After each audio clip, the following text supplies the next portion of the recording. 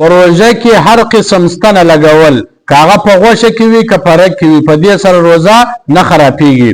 د روزې په حالات کې انجکشن لګول ستنه لګول کاغه په غوښه کې وي او که په رګ کې وي په دې سره روزه نه خرابېږي. که سړی مریض و ناجوړه و بدن درد کوي نو ډاکټر ته ورغلی ډاکټر د روزې په حالات کې انجکشن ورولګوله ستنه ورولګوله نو په دې سره روزه نه خرابېږي که هغه په غوښه کې وي او که په رګ کې وي.